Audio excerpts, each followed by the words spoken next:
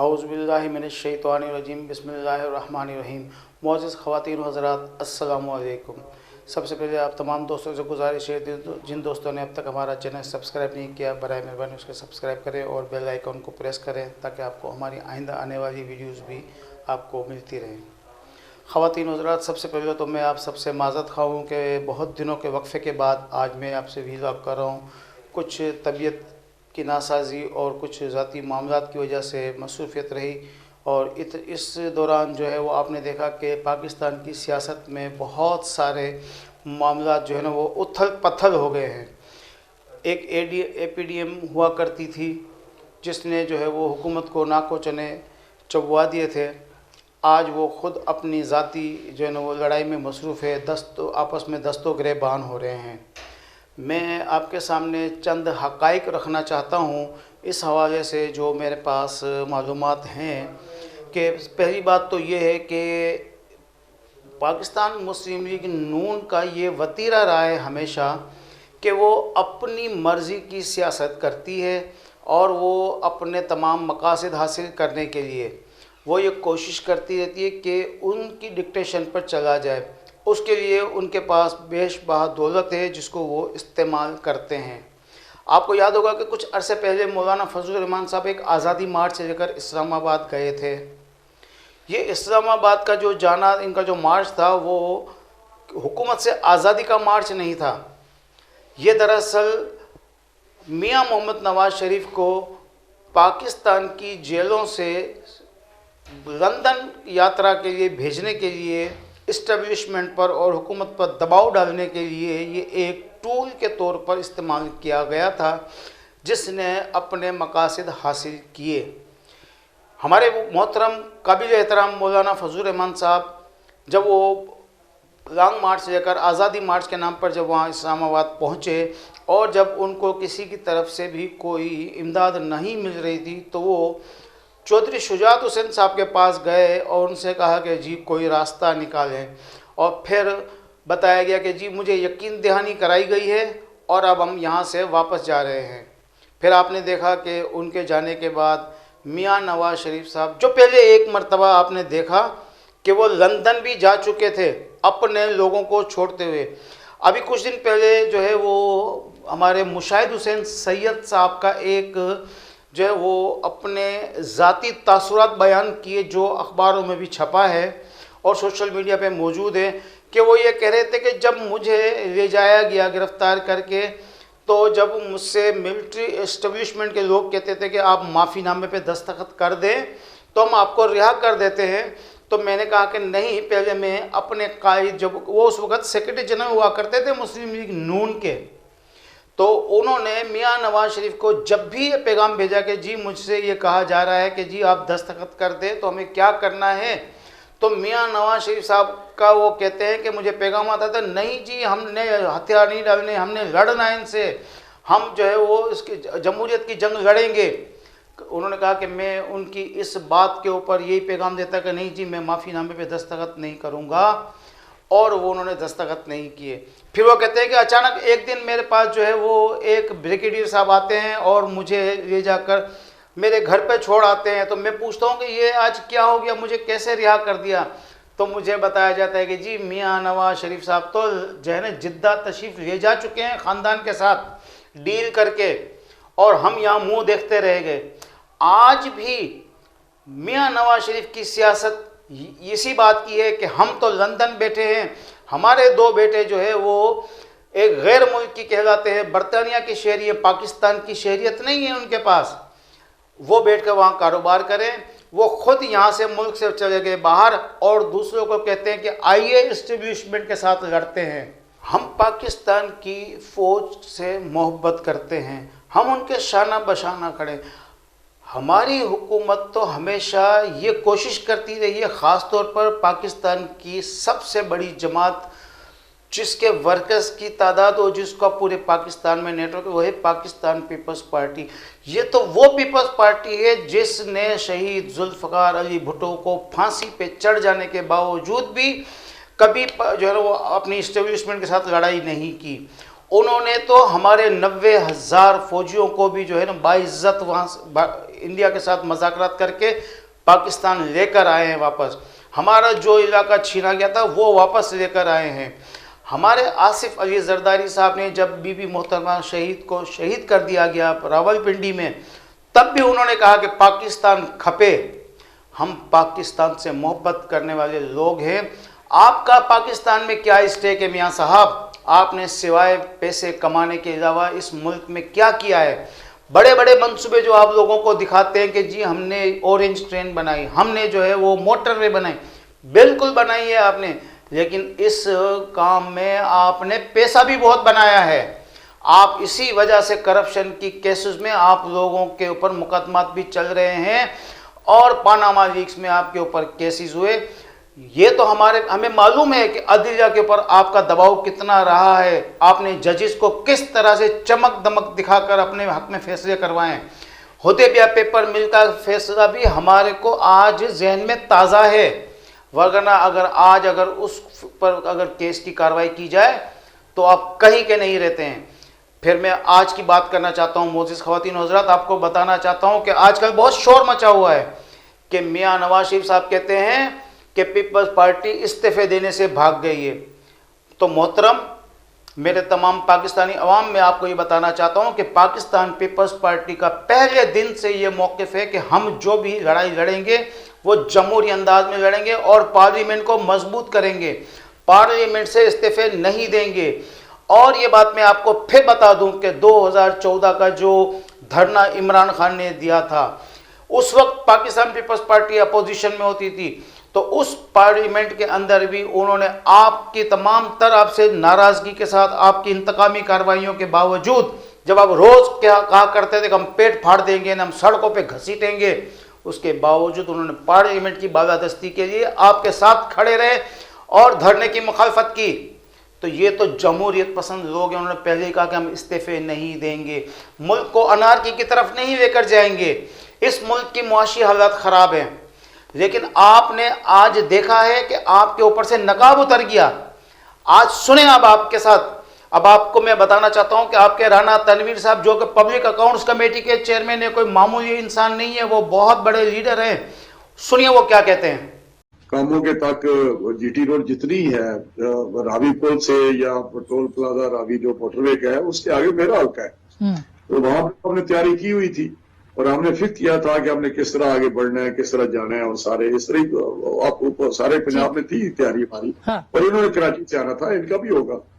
लेकिन एक बात से मैं इनसे इत्तेफाक करता हूँ कि ये 26 जब रखी थी लॉन्ग मार्च, ये उतनी बात कर लेना तो बेहतर है, बजाय इसके आगे कहना कि तैयारी नहीं थी। तैयारी हमने आप कराते लॉन्ग मार्च, हमने तो कहा है कि हमारे सदर जो है पंजाब के PMLN के आनंद सनाउल्लाह साहब, और मैं उसके साथ इत्तेफाक करता हूं कि हमें लॉन्ग मार्च करना चाहिए था। इस्तीफा अगर नहीं उस दिन बात हुई तो बाद में कर लेते, लेकिन ये ऑल ऑफ ए सडन हुई बात। मौलाना साहब ने 1-2 दिन पहले कोई ऐसी बात कर दी जिसको मैं समझता हूं कि ये तयशुदा नहीं थी लॉन्ग मार्च के साथ, तो फिर इसको आगे ले जाते इस्तीफों को। लॉन्ग मार्च 26 को में करना चाहिए था, हमारी तैयारी थी, PMLN की तैयारी थी पंजाब में। तो मौलाना ने आपको सरप्राइज दिया अनाउंस करके कि अब मुलतवी हो गया। 2 दिन पहले शहर में बड़े मियाँ साहब से, मियाँ नवाज शरीफ साहब से बात की और उनको कन्विंस किया होगा कि जी अगर लॉन्ग मार्च के साथ इस्तीफे दें तो उसका इम्पैक्ट आएगा, या अकेले लॉन्ग मार्च का इम्पैक्ट नहीं आएगा। लेकिन मेरी अपनी ये सोच है कि हर पॉलिटिकल मूवमेंट की, जो भी एक पॉलिटिकल मूवमेंट होती है, उसका जो भी हम इवेंट करते हैं उसका असर रह जाता है। जिस तरह ज़िमनी इलेक्शन था, इस गवर्नमेंट को दंड था, जिस तरह सेनेट का इलेक्शन था, यूसुफ गिलानी साहब का गवर्नमेंट को दंड पड़ा और बुखलाए, ये उन दिनों में इनके पांव उखड़े हुए थे। ठीक बात है। अच्छा, ये राणा साहब क्या कह रहे हैं राणा तनवीर साहब कि 26 मार्च के लॉन्ग मार्च तय था और इस्तीफे का मामला उसमें शामिल नहीं था, फिर ये अचानक लॉन्ग मार्च को इस्तीफे के साथ नथी क्यों कर दिया गया? कौन वो लोग थे जो ये चाहते थे कि लॉन्ग मार्च को मुलतवी कर दिया जाए? ये मियाँ नवाज शरीफ साहब थे। ये मियाँ नवाज शरीफ साहब का ये मौक़िफ़ था कि किसी भी तरह असेंबलियाँ तोड़कर इस मुल्क के अंदर जो है हिजान बर्पा कर दिया जाए। मईशत तबाह होती है तो हो, लेकिन चूंकि अगर असेंबलियाँ ख़त्म हो जाएंगी तो फिर फ्रेश इलेक्शन होगा, तो जिसमें हमें जो है वो पंजाब से वाज़ेह अक्सरियत मिल जाएगी और हुकूमत में आ जाएंगे। आप करते हैं इक़्तिदार की सियासत, जबकि हमारी पाकिस्तान पीपल्स पार्टी वो करती है इक़्तिदार की सियासत। ये फ़र्क है दोनों में। मरियम नवाज साहिबा जो है वो पब्लिकली आकर जो मुंह में आता है वो कह जाती हैं, बाद में उनको अफसोस होता है। लेकिन हमारे जब चेयरमैन बिलावल भुट्टो जरदारी साहब बात करते हैं तो वो कहते हैं कि हमने पहले भी आपके खिलाफ कोई बात नहीं की और आज भी हम आपका एहतराम करते हुए बीबी मरियम को कोई जवाब नहीं देंगे। बातें करने के लिए मेरे लीडरों के पास भी बहुत कुछ है और हमारे सीनों में भी बहुत कुछ दफन है। अगर हम बोलने पर आएंगे तो फिर ये 1990 की दिहाई वाली सियासत शुरू हो जाएगी। हम अब इसके सामने बात करते हैं कि मेरे मुल्क के साथ इस वक्त हमें पार्लियामेंट की ज़रूरत है। आप समझें कि इस वक्त पार्लियामेंट को इस्तीफे देकर हम उनको अज़्व मुअत्तल नहीं कर सकते हैं। अगर ऐसा करेंगे तो पाकिस्तान का बहुत बड़ा नुकसान हो जाएगा। क्या मेरे पाकिस्तानियों आप नहीं जानते हैं कि इस हुकूमत ने अभी एक ऑर्डिनेंस के जरिए एक बिल पेश करना चाहा है और वो कहते हैं कि हम अपनी स्टेट बैंक भी IMF की फरमाइश पर उसको इतनी खुद मुख्तारी दे दी जाए कि उसको कोई पूछने वाला ना हो, उसके गवर्नर को 5 साल के लिए अपॉइंट किया जाए, उसको कोई बरतरफ ना कर सके, उसके इक़दाम का कोई जायजा ना ले सके, ना उसको FIA तलब कर सकती है, ना नेब उसकी मालूमात कर सकती है। और वो जब चाहे हुकूमत पाकिस्तान को कर्ज देने से मना कर दे, यानी कि वो IMF को हम अपना पूरा मुल्क बेच दें। तो ये तमाम चीज़ों की रोकथाम तो हम जब ही करेंगे जब पार्लियामेंट मौजूद होगी। ये सुनिए आपको अरशद शरीफ साहब क्या कहते हैं। JDWP के शाहजैन बुख्ती साहब, उन्हें शायद एडवाइजर का ओहदा दिया जाए या कोई मिनिस्ट्री दी जाए। अगर एडवाइजर का ओहदा शाहजैन बुख्ती साहब को दिया जाएगा और बलूचिस्तान पे, तो जब हम लिस्ट देखते हैं तो शायद वहां पे कोई वैकेंसी है या नहीं है, एक आधी वैकेंसी तो है। लेकिन अगर वजीर आजम ये चाहें तो रज़ाक दाऊद साहब, जिनको कि IPPs में 14 अरब मिलने थे, जो डैम का ठेका है अरबों रुपए का वो मिलना था, जो दीगर केमिकल्स के साथ इनका कॉन्फ्लिक्ट ऑफ इंटरेस्ट है वो, और ये वही रज़ाक दाऊद साहब हैं जो मुशर्रफ दौर से बाकायदा चले आ रहे हैं। अगर अदील राजा आपको मुशर्रफ दौर में इनकी तस्वीर दिखाएं कि बाकायदा उनकी काबीना में भी बैठे हुए हैं, और बाकायदा तौर पे ये वही रज़ाक दाऊद साहब ही हैं जिन्होंने इस दफा भी जितनी अकाउंटेबिलिटी की कैंपेन थी, जिस तरह जनरल मुशर्रफ के दौर में उसे स्लो किया था, रोका था, इस हुकूमत में भी कहा जी बिजनेसमैन को पैसे बनाने दें, बिजनेसमैन तो ये छोटा मोटा करते रहते हैं, अगर एहतसाब आपने शुरू कर दिया तो economy at a standstill आ जाएगी। वही मंजन जो जनरल मुशर्रफ को बेचा था, वही मंजन इन्होंने इस हुकूमत को भी बेचा, और बाकायदा तौर पर जो एक प्रोसेस था, जो कमिटमेंट है पाकिस्तान तहरीक इंसाफ की, आइडियोलॉजिकल कमिटमेंट एहतसाब के साथ, उसको काफी स्लो डाउन किया, और कॉन्फ्लिक्ट ऑफ इंटरेस्ट तो इनका ही है। जब मैं ये बात कह रहा हूं कि जनरल मुशर्रफ को भी इन्होंने यही बात की थी, तो इसकी गवाही उस वक्त के लेफ्टिनेंट जनरल अमजद शुएब साहब ने हमारे यहाँ में दी थी और बताया था कि उसका मुशर्रफ की मीटिंग में मौजूद थे, और जिन साहब ने यह बात की थी वो थे रज़ाक दाऊद। किन अल्फाज में ये कंफर्मेशन मिली थी, आइए देखते हैं। कौन बाअसर वजीर था जो उस वक्त भी मौजूद था और आज भी है, उस वक्त भी बिजनेसमैन की लॉबी कर रहा था जनरल मुशर्रफ के आगे? वो मेरा ख्याल है यही जो ग्रुप आप जिसकी बात कर रहे हैं, जो कौन? डेस्कॉन इंजीनियरिंग और ये वो जो, मैं तो रज़ाक दाऊद साहब की बात कर रहा हूं। वही थे रज़ाक दाऊद साहब जो आजकल भी बताते हैं कि जनाब इन बिजनेसमैन वगैरह को चलने दें, एहतसाब ना करें। अच्छा, मुस्तफा भी हाशवानी साहब का केस था और कोई 1-2 केसेस थे जिसमें उन्होंने कहा कि इनको छोड़ दिया जाए तो फिर ये पैसे ये कमाएंगे तो पैसे देंगे, वरना तो ये पैसे नहीं देंगे क्योंकि बिजनेस चल नहीं रहे इनके। जी नाज़रीन, आपने देखा, जी हां, ये वही रज़ाक दाऊद हैं जिन्होंने नदीम बाबर के साथ मिलकर IPP कमीशन रिपोर्ट के बावजूद इन पेमेंट्स पे हाथ साफ करने की कोशिश की, और हमारी इतलात है कि वजीर आजम ने जिस अमल को रोका है उसमें से 14 अरब रुपए IPPs के हवाले से नदीम बाबर के फैमिली कंसर्न रोश पावर को मिलने थे। 14 अरब रुपए, जी हां, और नदीम बाबर की कंपनीज को मिलने थे 7 अरब रुपए। इसके साथ साथ मियां मंशा की कंपनीज को, जिसमें निशात पावर, निशात चुनिया, ललप्रीत पाक जैन शामिल हैं, 4 कंपनियों को 60 अरब रुपए मिलने थे। तो ये वो बिजनेस कंसर्न्स हैं जिनका आपस में ताल्लुक है। बाकी कैप्को को 100 अरब मिलने थे, हपको को मिलने थे, एटलस पावर को मिलने, लिबर्टी पावर को 25 अरब मिलने थे, एटलस पावर को 15 अरब मिलने थे, और हपको को 75 अरब। और रज़ाक दाऊद साहब की कंपनी को मिलने थे, कितने मिलने थे? 14 अरब रुपए। ये उसके अलावा है जो इनको डैम कंस्ट्रक्शन का सैकड़ों अरब रुपए का ठेका इस हवाले से ऑलरेडी मिला हुआ है। तो ये नाज़रीन वज़ीर आज़म को देखना चाहिए कि अगर मुशर्रफ दौर से ये कुछ बढ़ा नहीं सके, कंट्रीब्यूट नहीं कर सके, तो क्या रज़ाक दाऊद साहब को हटा के एक एडवाइजर जो कि शायद पार्टी से ही हो, पार्लियामान में हो, सेनेट में हो या कौमी असेंबली में हो, वो ज्यादा अच्छा लोगों का दिफा नहीं करेगा, क्योंकि कल को उसने जाके आवाम को जवाब देना हो। अरशद शरीफ साहब ये ARY से ताल्लुक रखते हैं। ये वो ARY चैनल है जो इस वक्त PTI हुकूमत को मुकम्मल सपोर्ट करती है। ये उनका कहना है कि यहां पर मुल्क के अंदर कितना मुल्क का बेड़ा गर्क कर दिया गया है, किस तरह लोगों को अपॉइंट किया गया है, किस तरह हमारे अभी हमने जो है ना इस हुकूमत ने 3 साल में हमारे जो है ना 3 तो वजीर खजाना तब्दील कर दिए हैं। अब आज बजट नया आने वाला है तो वो नया वजीर खजाना जो है वो क्या बजट की तैयारी करेगा। 700 अरब रुपए के नए टैक्सेस लगाने जा रही है ये हुकूमत, जबकि पहले ही महंगाई का बहुत बुरा हाल है। इस वक्त लोगों को खाने को जो है मुयस्सर नहीं है। चीनी 110 रुपए किलो का रेट पे बिक रही है, आटा लोगों को 70 रुपए किलो मिल रहा है, लोगों को तनख्वाहें नहीं मिल रही हैं। मेरे अपने सक्खर शहर के म्यूनसिपल कॉर्पोरेशन के 260 अफराद को जो है ना वो पिछले जो 2012 में अपॉइंट हुए उनको जो है ना तनख्वाहें नहीं दी जा रही हैं। क्या किसी को खुदा का खौफ नहीं है कि उनका घर कैसे चलेगा? जिन लोगों को आप जो है तनख्वाह नहीं देंगे 6-6 महीने, तो उनको कौन पैसे देगा? वो कहां से अपने घर का, अपने बच्चों का गुजारा करेंगे? स्कूल की फीसें कहां से देंगे? बिजली के बिल वो कहां से पे करेंगे? यहाँ लोगों का बुरा हाल है। वजीर आजम कहते हैं कि जी कोविड में ये जो है ना अपना कोरोना की तीसरी जो है ना खतरनाक लहर आ गई है। मानते हैं बिल्कुल बीमारी है, वबा है, लेकिन जब आप खुद जब मास्क नहीं पहनते हैं, आपके अपने वज़रा खुद इसके जो है ना प्रोटोकॉल की SOPs का ख्याल नहीं रखते हैं, तो अवाम में ये कैसे तासुर जाएगा, कैसे यकीन किया जाएगा कि कोरोना है? और जब कोरोना है और उसके मसाइल हैं तो हुकूमत पाकिस्तान ने अपनी जिम्मेदारी क्या पूरी की?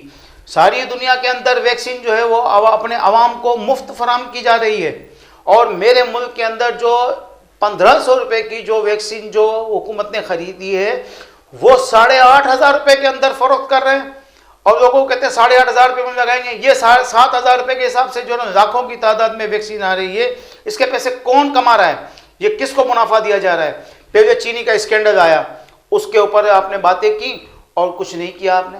किसको सजा दी आपने? आटे का बहरान आया, आपने उस पर इंक्वायरी कमेटी बैठी, क्या हुआ? ब्रॉडशीट का मसला आया, आपने किसको किया? क्या आपने कावे मूसवी को जो है ना वो सवाल जो आप भेजे उससे पूछा? क्या डेविड रोज से आपने पूछा कि किस बात के पैसे दिए हैं? किस आदमी को 15 लाख डॉलर जो है ना वो दिए गए थे और वो उसका कोई रिकॉर्ड हमारे से गायब हो गया? ये कैसा मुल्क है जिसके पास कोई रिकॉर्ड महफूज नहीं रहता है? कभी आग लगा दी जाती है, कभी चोरी हो जाता है। तो जो जिस मुल्क के ये असासे हैं, ये हमारे रिकॉर्ड है, अगर हम इसी को महफूज नहीं रख सकते तो फिर हमारी सरहदों की हिफाजत फौज के अलावा और कौन कर सकता है? फिर हम इस पाक फौज की हिमायत क्यों ना करें? फिर पाक फौज के साथ मिलकर हम हुकूमत में शरीक क्यों ना हो? जब हमें पता है कि एस्टेब्लिशमेंट एक जरूरी टूल है, एक जरूरी हिस्सा है, और अगर वो इस तरह का चेक एंड बैलेंस नहीं रखेंगे तो फिर तो हमारे सियासतदान, ये मियां नवाज शरीफ जैसे लोग मादर पदर आज़ाद होकर पता नहीं कब इस मुल्क को और हमको गिरवी रखकर और लंदन में और फ्रांस में, बरतानिया में और सऊदी अरब में और UAE के अंदर अपनी जायदादें बना लेंगे, और यहाँ की आवाम मुंह तकती रह जाएगी कि कल पहले हम अंग्रेजों के गुलाम थे ईस्ट इंडिया कंपनी के जरिए, आज ये हुकूमत जो है ना वो IMF के जरिए हमको जो है ना गिरवी रख के जा रही है अमेरिका के साथ। खवातीन व हज़रात, बातें करने के लिए बहुत है। ये हमारे वजीर आजम का मैं अपना प्रोग्राम खत्म करूंगा, सुनिए। तैयार हूं मैं समझता हूं कि 2018 मैं समझता हूं 2018 में अब तहरीक इंसाफ तैयार है। हमारी यानी मेरी भी तैयारी है, मेरी पार्टी की भी है। हमें 4 साल का एक्सपीरियंस हो गया पख्तूनख्वा में, बड़ा हमें पूरा पता है किधर जा रहे हैं। मुझे एग्जैक्टली पता है क्या टीम मैं सिलेक्ट कर रहा हूं। मेरी टीम के अंदर कई पुराने होंगे, अक्सरियत इस कौम के नौजवान और नए लोग होंगे इस पार्टी के अंदर। टीम सिलेक्ट करनी मुझे आती है। मैं आपको चैलेंज करता हूं कि पाकिस्तान की तारीख में कभी आप ऐसी टीम नहीं देखेंगे जो मैं लेके आऊंगा। मेरा ये चैलेंज है आपको। जो टीम मैं सिलेक्ट करूंगा वो एक नया पाकिस्तान बनाएगी और दूसरा वो मैच विनिंग टीम होगी। 200 लोग हमें चाहिए, आप यकीन करें 200 लोग आपके अहम ओहदों पे बैठ गए। आप देखें कितनी तेजी से ये मुल्क चेंज होता है। तहरीक इंसाफ की वो टीम बना रहा हूं जिसमें मेरे खिलाड़ी ऊपर वो आएंगे जो मेरी मुल्क के लिए खेलेंगे, अपनी जात के लिए नहीं खेलेंगे, अपनी कौम के। शुक्र है मैं अब मैं कहता हूं कि हमें मरकज में पावर नहीं मिल गई। 2013 में हमारे मिनिस्टर्स थे या मेंबर्स ऑफ पार्लियामेंट, ये पहली दफा हैं, इनको यानी पहला साल तो उनको समझ ही नहीं थी कि हुआ क्या है, तो आहिस्ता आहिस्ता उन्होंने भी सीखा, मैंने बहुत। आपको एक ऐसी टीम सामने लाऊंगा जो पाकिस्तान में कभी ऐसी टीम आई नहीं। आपके सामने मैं ये दावा करता हूं, 200 लोग चाहिए, सिर्फ 200 लोग चाहिए, और हमने अभी से तलाश शुरू कर दी है इन 200 लोगों की। ये मुल्क आपको ठीक एकदम तब्दीली होकर दिखाएंगे, एकदम ये मुल्क उठेगा। ये कभी भी गवर्नमेंट को, एक नई गवर्नमेंट आती है, उसको कभी भी इस तरह पावर में नहीं आना चाहिए, उसकी पूरी तैयारी होनी चाहिए। जब आप ऑफिस संभालें तो आपको पूरी तरह पता हो कि मैंने क्या एजेंडा इंप्लीमेंट करना है। तो मैंने अब जब अपने आप को देखता हूं तो हमें तो 3 महीने तो सिर्फ समझने पे लग गए। हर चीज जो हम बाहर से बैठ के देख रहे थे वो बिल्कुल मुख्तलिफ थी जब गवर्नमेंट आई। वो क्या वायदा करते थे कि 200 लोगों की टीम चाहिए, मैं तैयारी करके बैठा हूं, मैंने तमाम चीजें। आज वो वजीर आजम ये सबक कह रहा है कि जी मुझे नहीं पता था, तो इसका मकसद है वो झूठ बोलता था।